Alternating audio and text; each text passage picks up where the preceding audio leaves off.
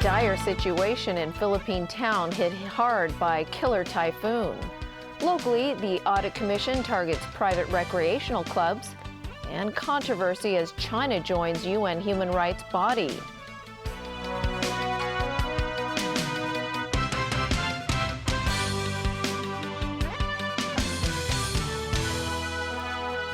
Good evening. We begin tonight with a look at the devastation in the Philippine city of Tacloban, which was hard hit by Typhoon Haiyan last weekend. Many people are now trying to flee the city, while those staying behind are scrambling for basic necessities. Jenny Lam has more. Haiyan has reduced Tacloban to a sea of devastation.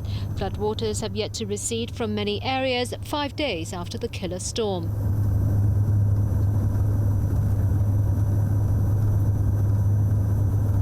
There is hardly a house left standing.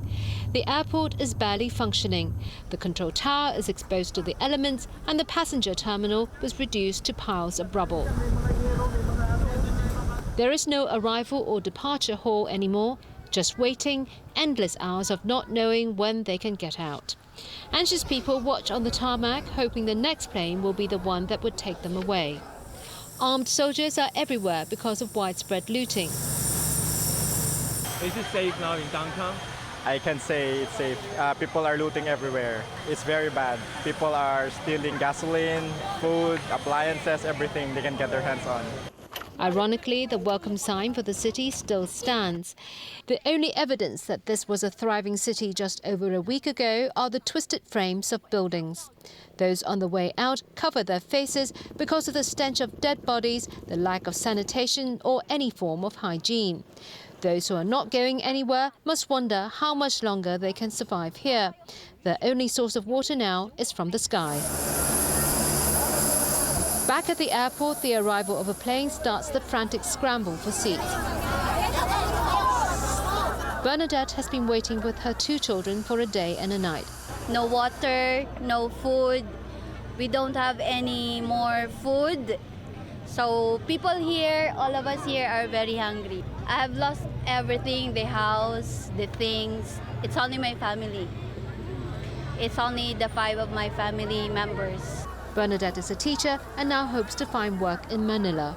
Do you foresee someday you will come back? Maybe, because I belong to Tacloban, so I really have to go back here. People cramp into military planes bound for Manila or Cebu. Each flight is supposed to carry 130 people. Getting out was just the first hurdle. These people now face the grim task of trying to rebuild their lives. Jenny Lam, TVB News. It is now a race against time to get typhoon survivors in the Philippines just the basics to stay alive. Because aid is slow to arrive, the situation has turned deadly. At least 8 people were killed amid the looting. Dire straits has come to those suffering the aftermath of Typhoon Haiyan.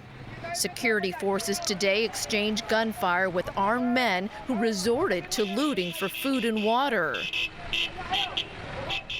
The firefight took place in the village of Abu Kai, part of the worst-hit city of Tacloban on Leyte Island. Then, survivors panicked over delays in drinking water supplies, began digging up underground water pipes and smashing them open. Controversy has emerged over reports the storm killed 10,000 people. President Benigno Aquino claims local officials overstated that amount. His government now believes the death toll is closer to 2,500. What Philippine authorities are certain of is that survivors need aid right now. This is why the United Nations has launched an appeal for $301 million in international aid. Our priorities for the response will be water, sanitation, hygiene, nutrition, health, protection, and education. Knowing without immediate aid, many survivors could die, the UN humanitarian chief flew directly to Tacloban today to speed up the delivery of aid. So So what I'm trying to do is to get things moving so that we can get the stuff here. You can't have people who are here, who are desperate, who can't get anything to eat and don't have water. It's absolutely basic. The U.S. military is pitching in with soldiers and relief supplies. Currently, there are more than 250 U.S. service members from the 3rd Marine Expeditionary Brigade on the ground. With such widespread destruction, transport logistics remain the biggest challenge. So, many of the 670,000 displaced survivors continue fending for themselves. Here in Hong Kong, the Chief Secretary for Administration insists the dispute over the Manila hostage crisis should not affect aid to Philippine typhoon victims. The government is seeking LegCo funding for what it stresses is a humanitarian operation. And that's why we want, in the first instance, to get the Finance Committee approval for injecting $40 million into the Disaster Relief Fund to ensure that the fund will have the needed funding to meet the needs of the people, which will be submitted to us through the non-governmental organizations. On to other news now, and the Audit Commission is calling on the government to review the leasing policy governing private recreational clubs. Its latest report found many private clubs violated their leasing terms and conditions and do not provide the required public access to their facilities. Ronnie Samtani has more. Currently, 32 private clubs are leasing a total of 430 hectares of land from the government. 27 of them are private sports clubs that were awarded the land for free or at a nominal premium. Under their leasing terms, private clubs should be used for social and recreational purposes only. But the Director of Audit pointed out that a number of the contracts don't clearly state what facilities the clubs are allowed to provide, and so they can operate a wide range of services that are both sports and non-sports related. For instance, 16 of the private sports clubs have bars, restaurants, massage rooms, hairdressers, and shops. Additionally, the clubs are required to provide public access to their facilities for 9 hours per week. But some of them fail to do so, and the government has been accused of not promoting the facilities that are available to the public. The Audit Commission also says some clubs violated their leasing terms and conditions. According to Lands Department records, one club contract allows it to provide 51 rooms and suites for members to use, but the land is not supposed to be used for residential purposes. Because the private recreational leasing policy hasn't been reviewed since 1979, club leases that were renewed in 2011 and 2012 were based on policies dating back to decades ago. The Audit Commission is now calling on the government to conduct a comprehensive review of such leases and to closely monitor private clubs to ensure they meet their licensing requirements. Ronnie Samtani, TVB News. The Audit Commission also revealed that none of the roadside skips identified in its report complied fully with government guidelines.